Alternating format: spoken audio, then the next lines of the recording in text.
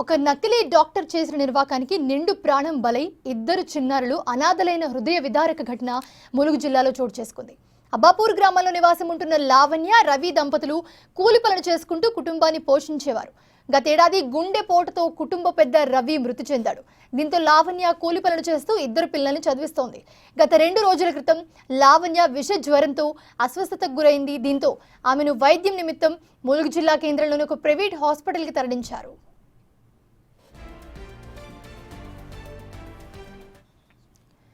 అయితే వచ్చిన రోగం ఒకటైతే ఇచ్చిన మందు మరొకటి అన్న చందంగా ఉంది ఆ వైద్యుడు అందించిన వైద్యం. అందిన డోస్ మందులు వాడడం వల్ల లావణ్య మృతి చెందినట్లుగా ములుగు జిల్లా వైద్యాధికారి వెల్లడించారు.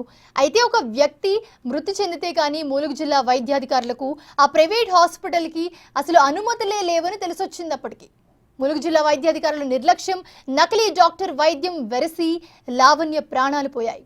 దీంతో అనాథలైన ఇద్దరు చిన్నారులు ములుగు జిల్లా వ్యాప్తంగా కూడా అందరినీ కలిచివేసింది.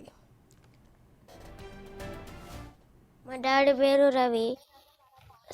మా డాడీ చనిపోయి సంవత్సరం అవుతుంది. మేము మా అమ్మమ్మ వాళ్ళ ఇంటికి వచ్చి మా అమ్మను మేము ముగ్గురం ఇంటికాడ పనిచేసి ఉంటాను. మా అమ్మ 3 రోజుల కిందట చనిపోయింది. జ్వరం వచ్చి చనిపోయింది. నేను మా తమ్ముడు అనాథలం అయిపోయినాం. ప్రభుత్వం మమ్మల్ని ఆదుకోవాలి. నా పేరు లక్ష్మి. ఈ అబ్బాయిలకు నేను అమ్మమ్మని కావాలి. మా బిడ్డను దమ్మన్నపేటకి ఇచ్చిన. అక్కడ ఏమి లేక వాళ్ళు ఇక్కడికి వచ్చి ఇక్కడ బాగుతారు. ఇక్కడ బాగితే మా అల్లుడు చనిపోయి గుండె వచ్చి చనిపోయి సంవత్సరంన్నర అవుతుంది. మళ్ళీ ఇప్పుడు మా బిడ్డ చచ్చిపోయి 3 రోజులు అవుతుంది. వాళ్ళని ఆదుకునేటోళ్ళు గవర్నమెంట్ ఆదుకోవాలి. వాళ్ళని దయచేసి వాళ్ళు ఆదుకోవాలని అనుకుంటాను. మా అక్క బిడ్డ పిల్లలు వీళ్ళిద్దరు దమ్మన్నపేట వీళ్ళది. అయితే ఆడ బతుకు తెరవలేక ఇక్కడికి వచ్చి ఇక్కడ బతుకుతాళ్ళు. సంవత్సరం కిందనే వాళ్ళ డాడీ చనిపోయిండు.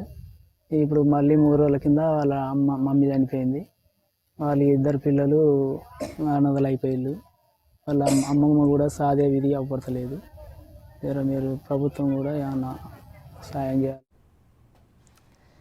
రైట్, ఇదే అంశానికి సంబంధించి మరిన్ని అప్డేట్స్ వరంగల్ నుంచి మా ప్రతినిధి వేణు అందిస్తారు. వేణు, చూస్తున్నాము చాలా మంది నకిలీ డాక్టర్లను చూసాము. ఈ నకిలీ డాక్టర్ వల్ల ఒక ప్రాణమే బలైపోయిందని చెప్పాలి. ఇప్పుడు ఆ ఇద్దరి పిల్లల పరిస్థితి ఏంటి? ఆ గ్రామ ప్రజలు ఏం చెప్తున్నారు? అప్డేట్స్ ఏంటి? మౌనిష, అంటే విష జ్వరాలు ప్రభుత్వ ప్రస్తుత సమయం లోపల పూర్తిగా ఆర్ఎంపీలు, పిఎంపీలు ఏకంగా వైద్యాధికారుల అవతారం ఎత్తి క్లినిక్ల పేరుతో వచ్చిరాని వైద్యం చేస్తున్నారు. సో అందులో భాగంగానే ములుగు జిల్లాలో పూర్తిగా ఏజెన్సీ ప్రాంతం కావడంతో విష జ్వరాల ప్రాబల్యం ఎక్కువ ఉంది. దీన్ని అదునుగా చూసినటువంటి ఆర్ఎంపీలు, కొంతమంది బిఐఎంఎస్ అంటే ఆయుర్వేదిక్ మెడిసిన్ చేసిన వాళ్ళు కూడా పూర్తిగా క్లినిక్లు నిర్వహిస్తూ ఆపరేషన్లతో పాటుగా కూడా తీవ్రమైనటువంటి అనారోగ్య కారణాలకు కూడా వాళ్ళతో ట్రీట్మెంట్ చేస్తున్నారు. సో అందులో భాగంగానే లావణ్య కూడా మృతి చెందినట్టుగా తెలుస్తుంది. అయితే 8వ తేదీన సాయంత్రం ఆసుపత్రిలో మృతి చెందింది. ఆ తర్వాత బంధువులు ఎవరు ముందుకు రాకపోవడంతో దాంట్లో విచారణ జరుగుతుంది. కానీ ములుగు జిల్లా వైద్యాధికారి తను విషజ్వరంతో మృతి చెందిందని చెప్పడంతో ఆ ఇంటికి వెళ్లి ఎంక్వైరీ చేశారు. తను ఏ హాస్పిటల్లో ట్రీట్మెంట్ చేసుకుంది, అసలు నిజంగా డెంగ్యూ ఫీవర్ తో చనిపోయిందా లేదా అని కన్ఫర్మ్ చేసుకోవడానికి ములుగులో ఉన్నటువంటి వినయ్ హాస్పిటల్కి వెళ్ళగా అసలు ఆ హాస్పిటల్ కు అనుమతులు లేవు. అక్కడ వైద్యం అందించేటువంటి డాక్టర్ కూడా తను ఆర్ఎంపీ చేసిన వ్యక్తి. దాంతో పాటుగా